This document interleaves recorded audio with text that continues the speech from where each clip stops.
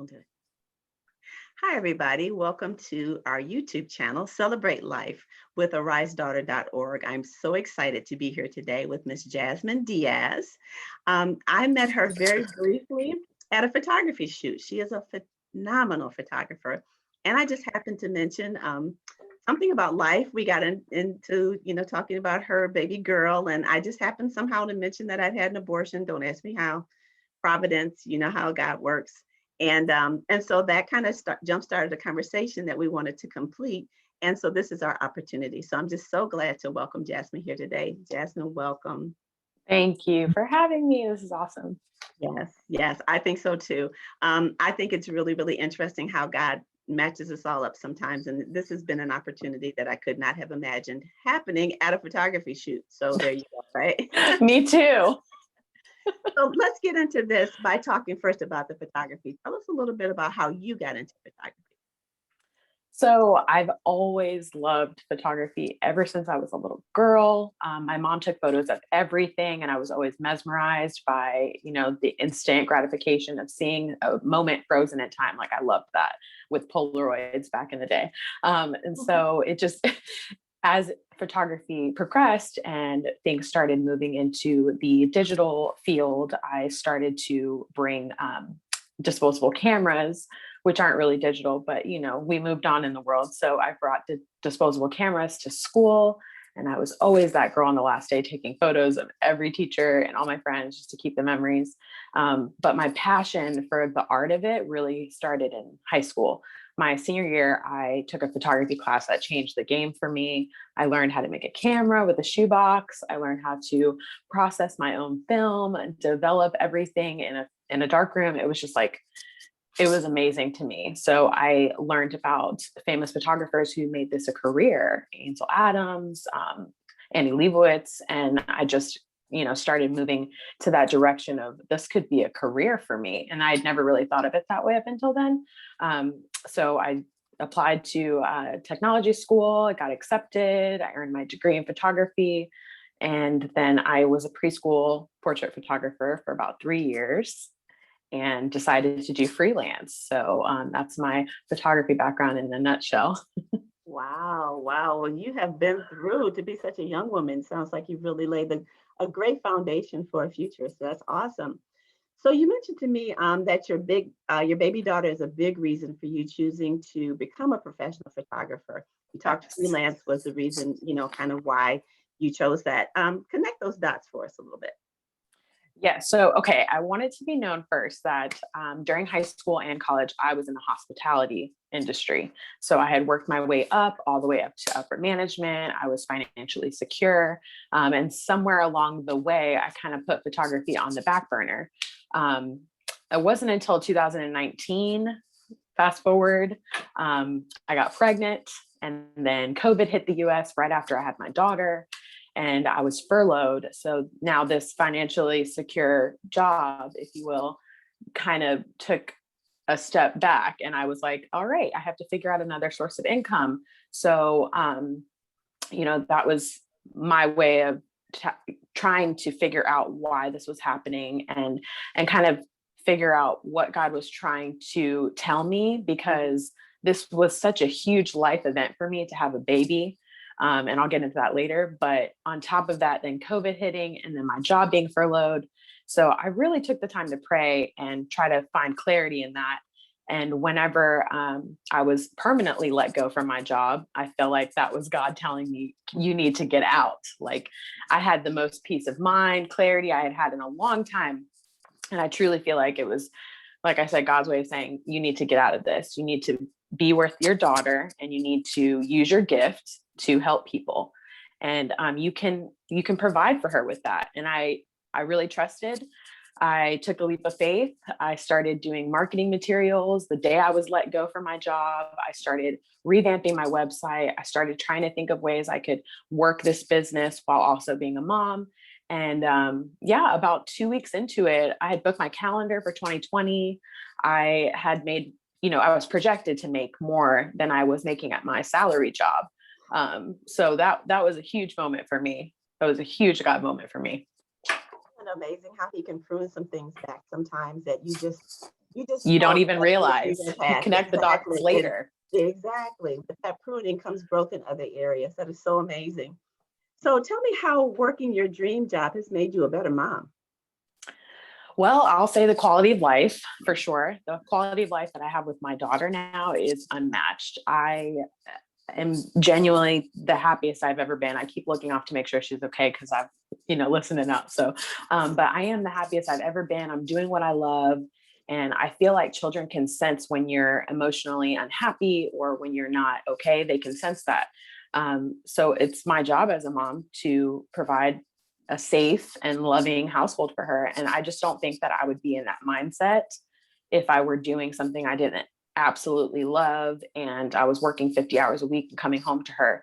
So that quality of life for me is something that is just, it's unreal. I love it. And I'm the best mom I can be because I'm happy doing what I love. Yes.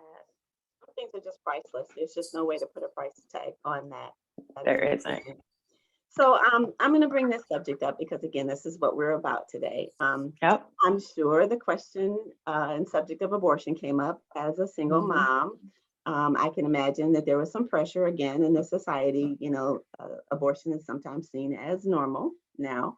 Tell me how you dealt with that pressure.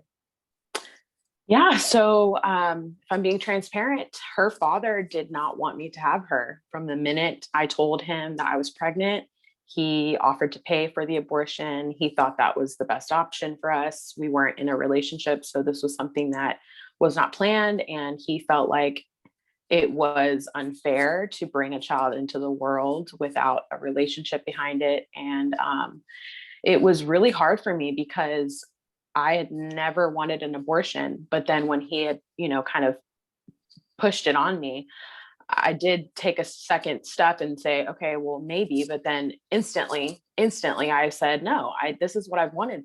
I'm not going to do that. And so I put my foot down later when we had talked. And he, after that, completely cut off all communication from me. When I told him my decision was no, I'm choosing life, he completely cut me off, and that was really hard for me. But I wouldn't take it back. Yes. And I know the voice of the father can have a big swaying decision over women, either way. So Yes.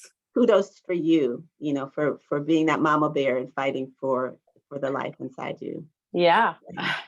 It's just like you said, it was the Holy Spirit in me, kind of nudging me to say, no, you don't have to do this just because he wants it. It's not what you have to do. What do Yeah. you want? What do you want? And yeah, and God knew my heart, and that's it. Here we are. And here we are, a baby sleeping in another room. Yes. So let me get at that because there is a lie I think that a lot of us believe when we are newly pregnant like that and unplanned and not sure. We think, again, future is going to go one way and then something comes along and it looks like it's not going to. We believe the lie that we can't do what God has placed on our heart to do. And so we end up choosing abortion, but that simply isn't true, right? Absolutely. Amen. Ever since I was a little girl, I have always wanted to be a mom. And I had a miscarriage right before I had my daughter, actually a year before, and it crushed me. And I came to terms that, this was God's plan for me. I felt like he was showing me that I may not be a mother from my own, but I could still be a mother in other ways. And I started really coming to terms with that. But then when I got pregnant, I just knew like, this was my moment. I'm not turning it away. I'm never going to be ready. Essentially, we're never going to be ready. And so I trusted the process, and I feel like God was really there for me in that darkest times where I could have turned my back and said no. I chose yes, and I am so grateful that I did because he was with me every step of the way. On those lonely nights, I felt the most close to God than I ever had. Wow. Wow. So it's about putting the trust in the one who knows. Trusting. Yes, his plan is always better than our plan. Yes. Yes. Yes. Um, Tell me, I know this is not easy to do on your own. So what does your support system look like? So actually, my support system is great. I'm very, very blessed. I have an amazing older sister and older brother that have helped me kind of see that this will be okay. And that was nice to have somebody here telling me you're going to be okay.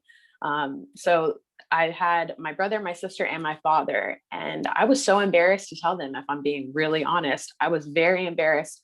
I didn't know what I was going to do if they had kind of rejected it, but I took the chance and I told them, and I was so open about it. And it's funny how you have these preconceived notions in your head, how people are going to react, but you don't even trust in that they might not even react that way. So just do it, be yourself and be open, and people receive that, especially people that love you and they care about you.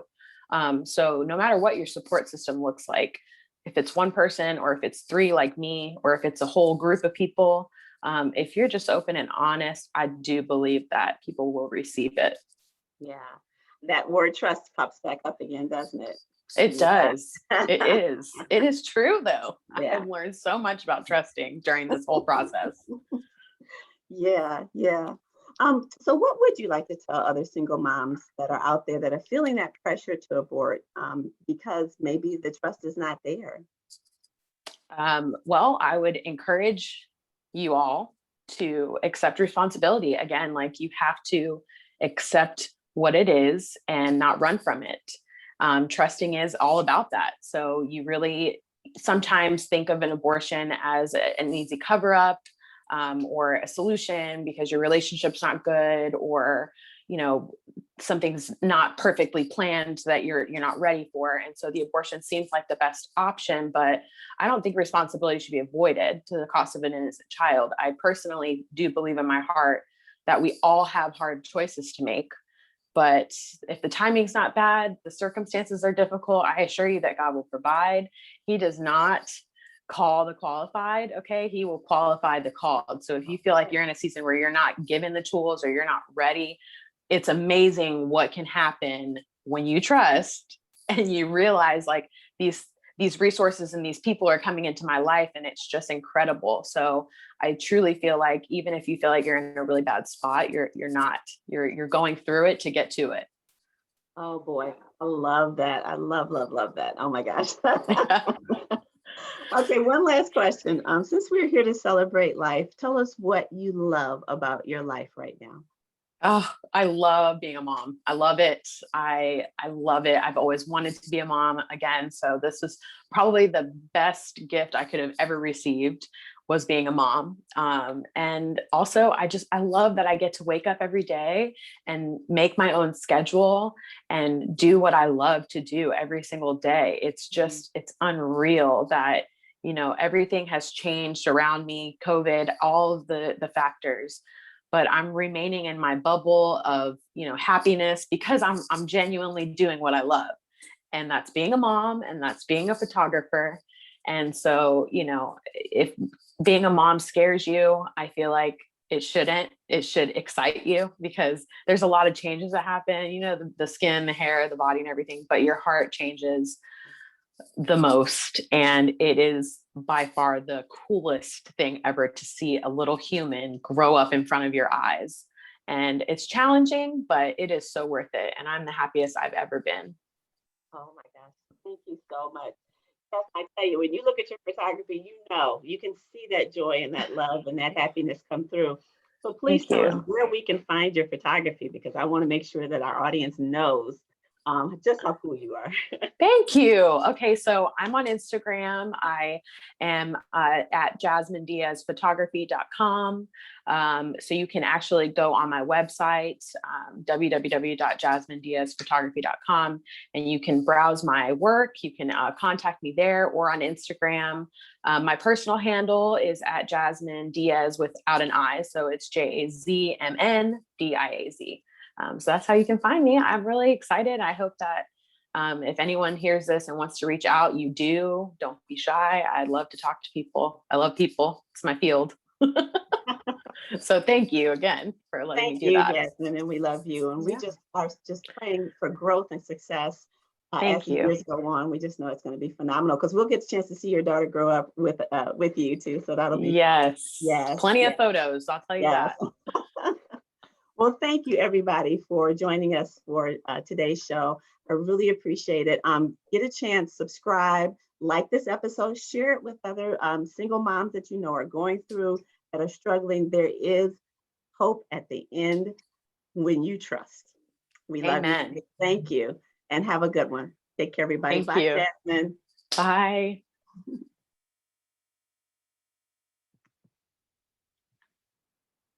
Okay. I love it. That was great. Yes, I know. My gosh, this is awesome. So I think awesome. I think I'm still recording though. Let me make sure. We love technology.